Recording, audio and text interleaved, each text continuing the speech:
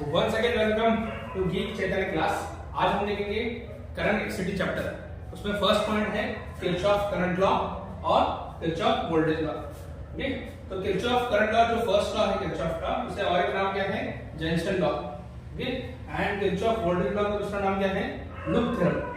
Now what is junction? Okay, junction क्या होता है? जंक्शन ऐसा पॉइंट होता है इलेक्ट्रिक सर्किट में जहां दो या दो से ज्यादा कंडक्टर कनेक्टेड रहते हैं। Junction is a point in the electric network where two or more than conductor are joined together। जैसे कि यहाँ पे जंक्शन A है। ओके, अभी जंक्शन लॉ है क्या? Okay, summation of I equal to 0। Summation means the algebraic sum of electric current। Algebraic sum of electric current कहाँ पे? At any junction is equal to 0। Junction पे अगर आप current का समेशन करोगे तो कितना आएगा? 0। ओके, ऐसा क्यों? क्योंकि जो करंट आ रहा है जंक्शन के पास, the current coming toward junction that are considered positive. जैसे कि देखो I1, I2 और I5 ये A के पास आ रहे थे, इसे पॉजिटिव लिखा गया यहाँ पे। ओके, और वहां की जैसे करंट है I3, I4 ये दूर जा रहे जंक्शन से, इसे नेगेटिव कंसीडर करते हैं। ये साइन कन्वेंशन है। The current coming toward junction are considered positive, current leaving junction are considered negative, और इन सब का समेशन कितना आएगा? 0। ओके, रीअरेंज करने के बाद ये आ जाता है current coming toward junction, current leaving junction, दोनों इक्वल रहेगा। अगर करंट कमिंग टुवर्ड जंक्शन और करंट लीविंग जंक्शन इक्वल है, इसका मतलब जंक्शन पे ना कोई चार्ज प्रोड्यूस हो रहा है ना चार्ज डिस्ट्रॉय हो रहा है। ओके, तो आने वाला चार्ज जाने वाला चार्ज क्या है? Same amount of charges. Therefore this law is also called as law of conservation of charges। ये लॉ और क्या बताता है हमको? Law of conservation of charges. Okay, so this was simple explanation of Kirchhoff current law. So what is Kirchhoff current law? The algebraic sum of electric current at any junction is equal to 0। और junction क्या है? ऐसा point electric network में दो और दो से ज्यादा कंडक्टर कनेक्टेड है। नेक्स्ट देखेंगे हम किरचॉफ वोल्टेज लॉ। क्या है Kirchhoff voltage law? Loop theorem. Okay, क्या है लूप? एक इलेक्ट्रिक नेटवर्क है। Loop is nothing but close loop. Okay, जहां पे आपको सोर्स ऑफ ईएमएफ रहेगा और इलेक्ट्रिक कंपोनेंट्स रहेंगे जिनके रेजिस्टेंस रहेंगे और जिनके अक्रॉस हमें क्या मिलेगा? Potential difference. हमें क्या मिल सकता है? जिनके अक्रॉस पोटेंशियल डिफरेंस। तो ऐसे क्लोज लूप, क्लोज नेटवर्क जिसमें सोर्स ऑफ ईएमएफ है और जिसके यहाँ इलेक्ट्रिक कंपोनेंट्स है, जहां से करंट पास होता है, क्या मिलना चाहिए हमको? जिसके अक्रॉस पोटेंशियल डिफरेंस। ये जो क्लोज नेटवर्क है उसमें the algebraic sum of potential difference, हर एक कंपोनेंट के अक्रॉस जो पोटेंशियल डिफरेंस मिल रहा है, ओके, ये V1 समझो या ये V2, ये दोनों पोटेंशियल डिफरेंस का सम विद इलेक्ट्रोमोटिव फोर्स मतलब EMF, इन सब का सम कितना था? 0 in a close loop of electric network. एक इलेक्ट्रिक नेटवर्क में फर्स्ट थिंग क्लोज लूप लेना इंपॉर्टेंट है। उसमें जितने भी सोर्स ऑफ EMF है, जितने भी पोटेंशियल डिफरेंस आपको मिल रहा है, उन सब का सम कितना आना चाहिए? 0। ऐसा क्यों? क्योंकि EMF ये एनर्जी सप्लाई करती है चार्ज को सर्कुलेट करने के लिए। ओके, यू नो ना, EMF is nothing but the work done to circulate a charge once around the complete circuit. ये 11th में है, पढ़ा होगा आपने।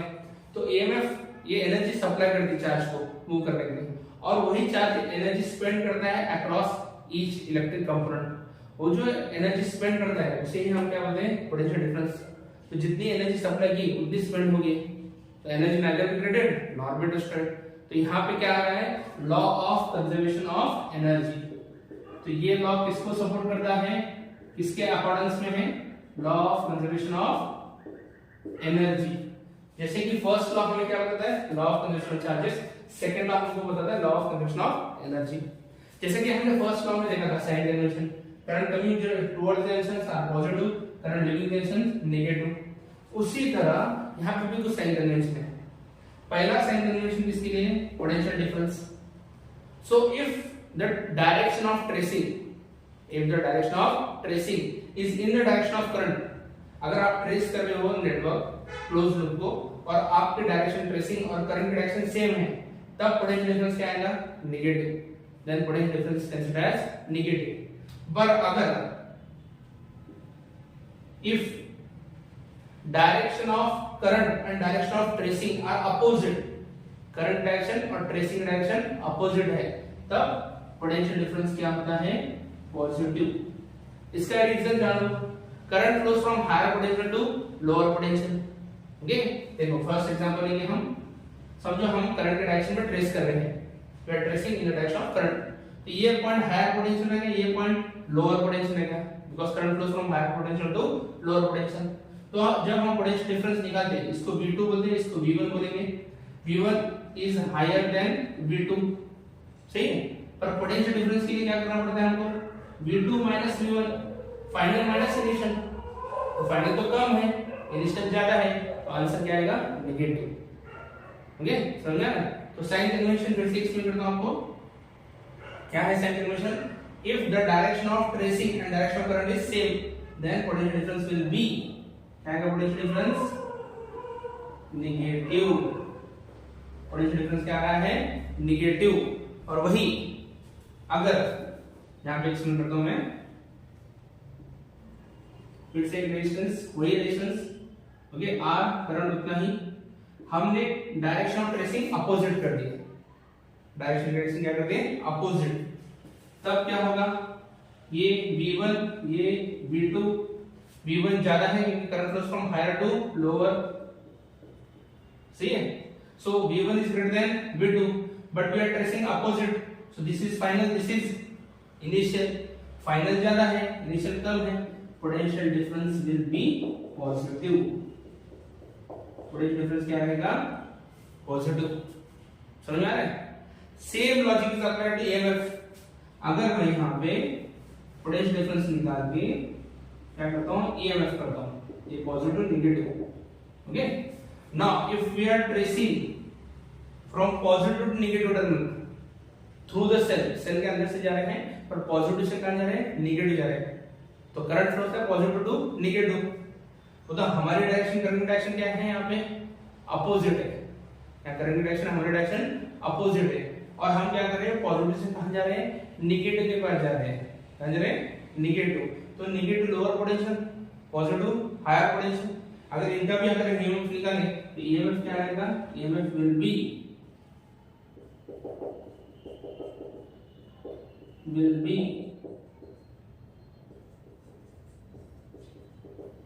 नेगेटिव। ओके, वहां पे करंट डायरेक्शन अपोजिट ट्रेसिंग से तो पॉजिटिव आता था, यहाँ पे करंट डायरेक्शन अपोजिट है तो क्या आ रहा है? नेगेटिव। EMF का याद रखने की सिंपल चीज है, when you are travels from positive terminal of cell to negative terminal cell through the cell, आप थ्रू द सेल जा रहे हो, पॉजिटिव से कहां जा रहे हो? नेगेटिव के पास जा रहे हो, तो EMF will be negative. And if we traverse opposite, अब हम सेल के अंदर से ही जा रहे हैं, नेगेटिव से कहां जा रहे हैं? पॉजिटिव जा रहे हैं। सो लोअर पोटेंशियल कहां जा रहे हैं? हायर पोटेंशियल जा रहे हैं। तो हमारा EMF क्या होगा? EMF will be positive. EMF क्या रहेगा? पॉजिटिव। समझ में आ रहा है क्या? तो फिर से एक बार रिपीट करता हूं, साइन कन्वेंशन। साइन कन्वेंशन बहुत इंपॉर्टेंट है जंक्शन लॉ के लिए। Current coming toward junction positive, current leaving junction negative. Second, okay, EMF के लिए if we traverse from positive terminal to negative terminal, कहां पहुंचते हैं? Negative terminal, EMF will be negative. And if we traverse from negative to positive, EMF will be positive. तो EMF में कहां पहुंच रहे हैं वो याद रखो, कंफ्यूजन कम हो जाएगा। नेगेटिव के पास पहुंच रहे हैं तो EMF नेगेटिव ले लो, पॉजिटिव के पास पहुंच रहे हैं EMF पॉजिटिव ले लो। और वही अगर पोटेंशियल डिफरेंस में लिखना है, if you are to compare for potential difference in the direction of current, potential difference will be negative. अगर करंट के डायरेक्शन जा रहे हो तो पोटेंशियल डिफरेंस क्या होगा? नेगेटिव, क्योंकि आप लोअर पोटेंशियल में जा रहे हो, हायर से निकल के। फाइनल कम है, इनिशियल ज्यादा है। एंड हियर करंट के अपोजिट जा रहे हो, then potential difference will be positive. Okay, so this is simple information for Kirchhoff current law and Kirchhoff voltage law. Okay.